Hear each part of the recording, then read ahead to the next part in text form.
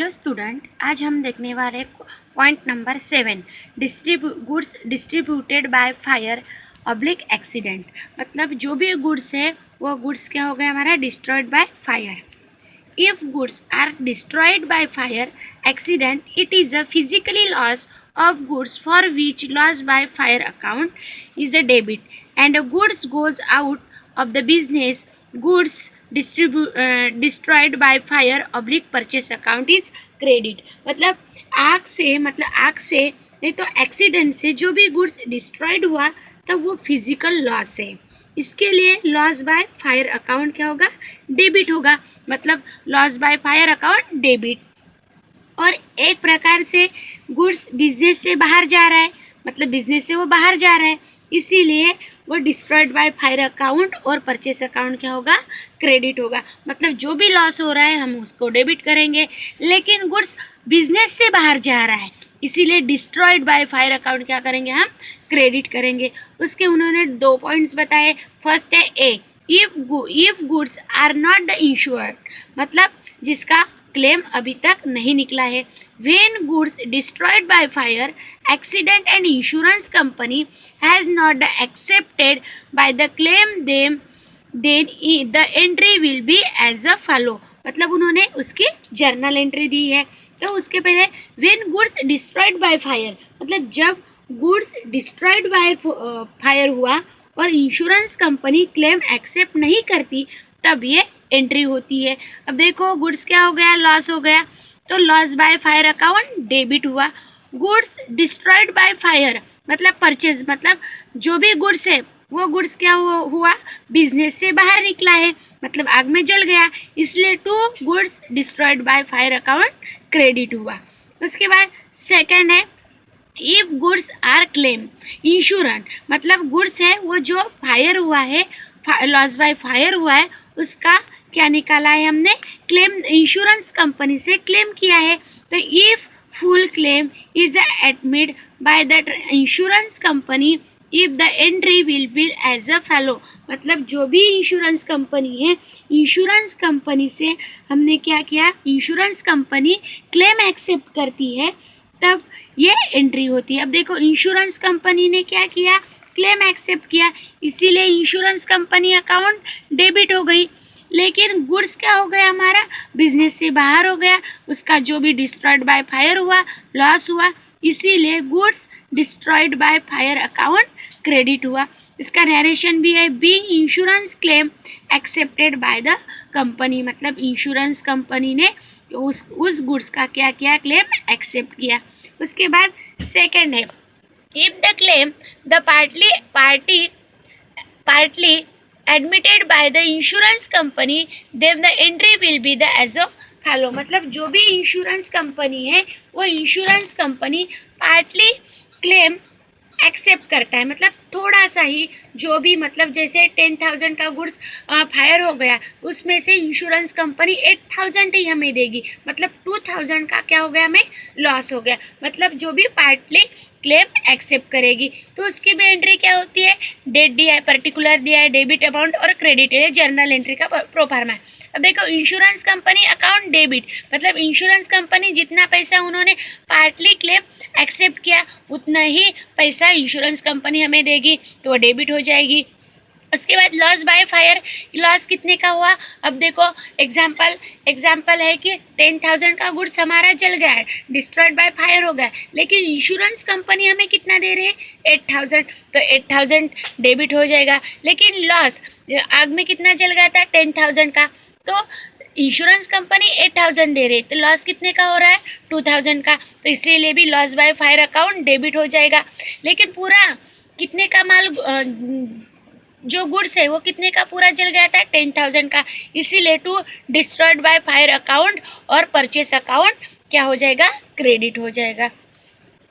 Point 8 goods damage और transit in loss in transit while dispatching the goods to the buyer and before it reaches him, if there is any damage or the goods in transit due to an accident, then it is a physical loss of goods। मतलब जब purchaser को goods भेजते समय और उसके पहुंचने से पहले अगर किसी दुर्घटना के कारण गुड्स में कोई लॉस होता है तो ये गुड्स का फिजिकली लॉस है, तो उसकी एंट्री दी है। तो जब फिजिकली लॉस हो रहा है तो उसकी लॉस इन ट्रांजिट अकाउंट, मतलब लॉस हो रहा है, जो भी गुड्स है वो डैमेज है तो उसका लॉस हो रहा है, तो loss in transit account debit to goods loss in transit account credit. तो मतलब परचेस अकाउंट भी क्या हो जाएगा, क्रेडिट हो जाएगा, being goods loss in transit. उसके बाद उन्होंने goods damage in loss in transit का फर्स्ट दिया है, इफ गुड्स इन इंश्योरेंस, मतलब इंश्योरेंस से हमने क्या किया, क्लेम किया है। Insurance and full claim is admitted by the insurance company, then the entry will as a follow. उसके लिए उन्होंने एंट्री दी है, मतलब जो भी गुड्स है वो गुड्स यदि सामान का इंश्योरेंस किया गया है और इंश्योरेंस कंपनी द्वारा पूरा क्लेम, इंश्योरेंस कंपनी पूरा क्लेम एक्सेप्ट करता है तो उसको उसकी एंट्री दी है। तो इंश्योरेंस कंपनी अकाउंट, इंश्योरेंस ने जो भी क्लेम है वो एक्सेप्ट किया है तो इसलिए insurance company account debit to goods loss in transit, जितने का भी गुड्स लॉस्ट हुआ है उसके अकाउंट क्या हो जाएगा, क्रेडिट हो जाएगा। Being insurance company admitted the claim, मतलब जो भी इंश्योरेंस कंपनी है, इंश्योरेंस कंपनी ने क्लेम एडमिट किया है तो उसकी entry insurance company account debit to goods lost in transit account credit. उसके बाद उसका सेकेंड पॉइंट दिया है, if the partly admitted by the insurance company entry will be as a following, मतलब जो भी इंश्योरेंस कंपनी है तो यदि क्लेम इंश्योरेंस कंपनी द्वारा पार्टली रूप से एक्सेप्ट किया जाता है तो उसकी एंट्री दी है।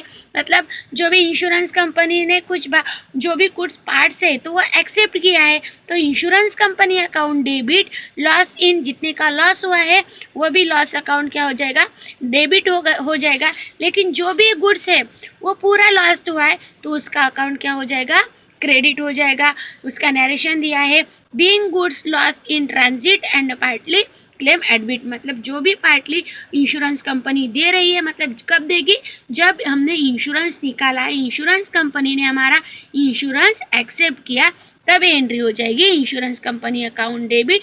और जितना लॉस हुआ है उतना, मतलब जैसे उसके पहले हमने देखा है कि इंश्योरेंस कंपनी से हमने इंश्योरेंस निकाला 10,000 का और इंश्योरेंस कंपनी हमें 8,000 दे रही है, मतलब हमारा नेट लॉस कितने का हुआ है, 2,000 का, तो ये लॉस इन ट्रांजिट अकाउंट भी डेबिट हो जाएगा। टू गुड्स, मतलब जितने का 10,000 का गुड्स लॉस हुआ है तो goods loss in transit account credit हो जाएगा।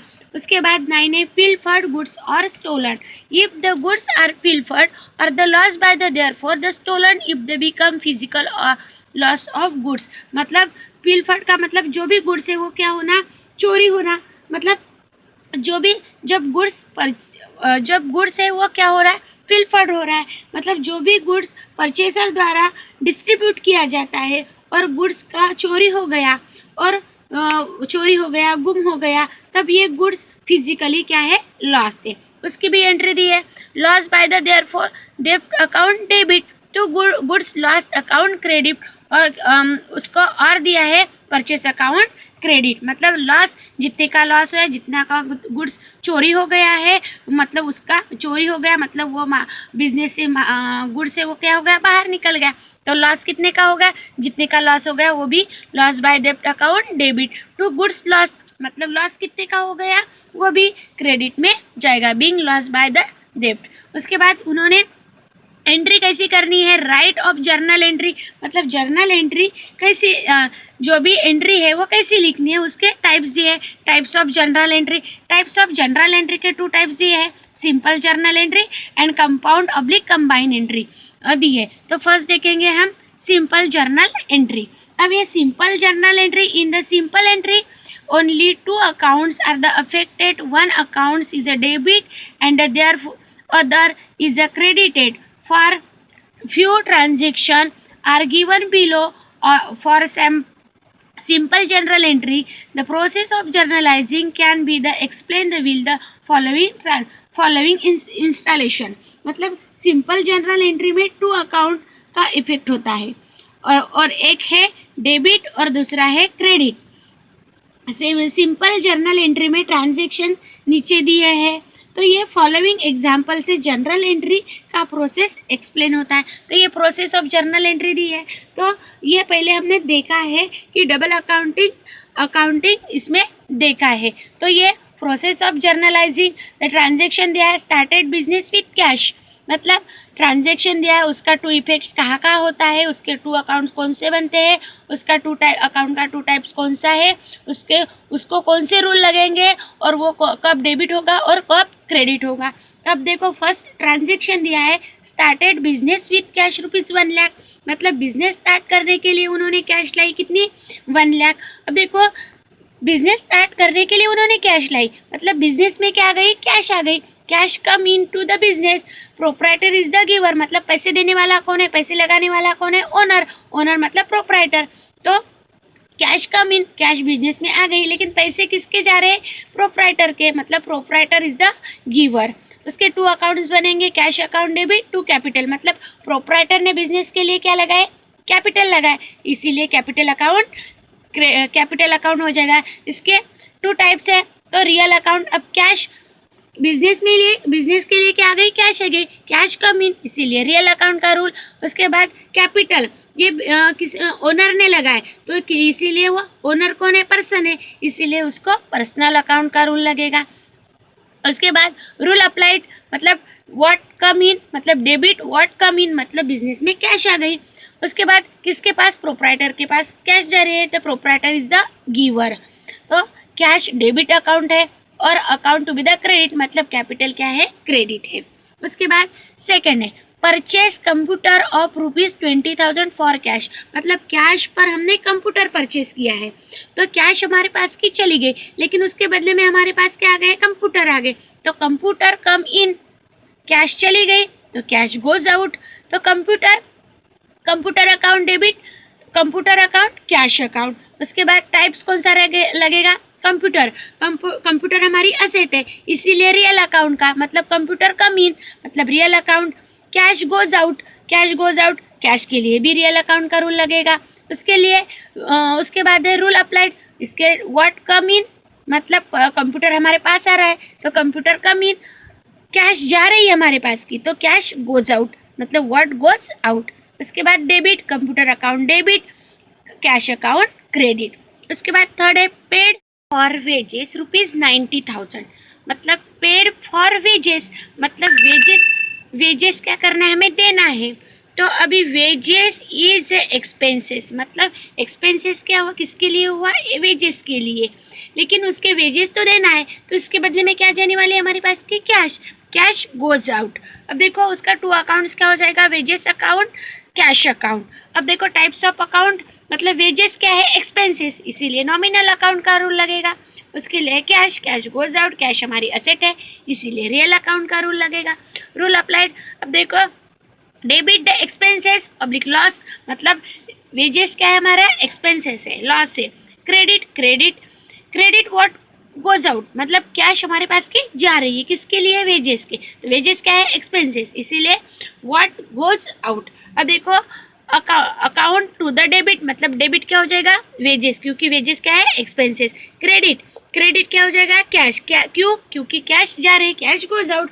उसके लिए अब देखो ये हो गया प्रोसेस ऑफ जर्नलाइज। उसके जो भी प्रोसेस ऑफ जर्नलाइज है तो उसकी क्या करेंगे, हम जर्नल एंट्रीज करेंगे।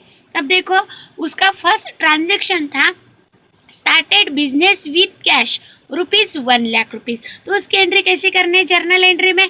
अब देखो बिजनेस स्टार्ट तो किया हमने, इसके लिए क्या लाई थी, कैश, तो कैश कम इन, मतलब cash account debit to capital, तो कैपिटल कौन देने वाला था, प्रोप्राइटर, तो प्रोप्राइटर इज द गिवर, मतलब प्रोप्राइटर क्या लाने वाला था, कैश, इसीलिए कैश अकाउंट क्या हो गया, क्रेडिट हो गया। उसकी देखो अमाउंट क्रेडिट साइड में ₹1 लाख है, उसका नरेशन लिखेंगे, being started business with cash, मतलब कैश लाकर उन्होंने बिजनेस स्टार्ट किया था।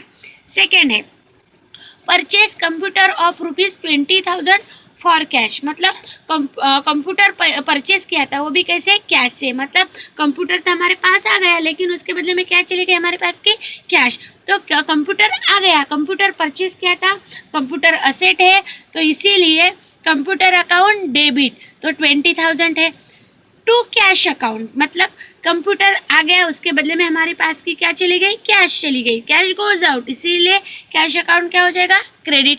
देखो क्रेडिट अमाउंट में 20,000 है, उसका नरेशन लिखेंगे, being purchase computer for cash, मतलब कैश देकर हमने क्या परचेज किया था, कंप्यूटर। थर्ड है पेड फॉर द वेजेस ₹9,000, मतलब पेड करना है, क्या करना है, वेजेस, तो उसके बदले में हमारे पास की क्या चली जाएंगी, कैश, तो वेजेस क्या है, एक्सपेंसेस, तो इसीलिए वेजेस अकाउंट डेबिट, देखो डेबिट अमाउंट पे 9,000 है, टू कैश, कैश जा रही है टू कैश अकाउंट, वो कैश अकाउंट क्या हो जाएगी, क्रेडिट हो जाएगी 9,000, उसका नरेशन लिखेंगे, बीइंग वेजेस पेड। अब डेबिट अमाउंट और क्रेडिट अमाउंट की टोटल क्या आनी चाहिए, सेम आनी चाहिए। देखो 1,29,000, क्रेडिट की उतनी है 1,29,000। उसके बाद नेक्स्ट वीडियो में देखेंगे जर्नल एंट्री का प्रॉब्लम।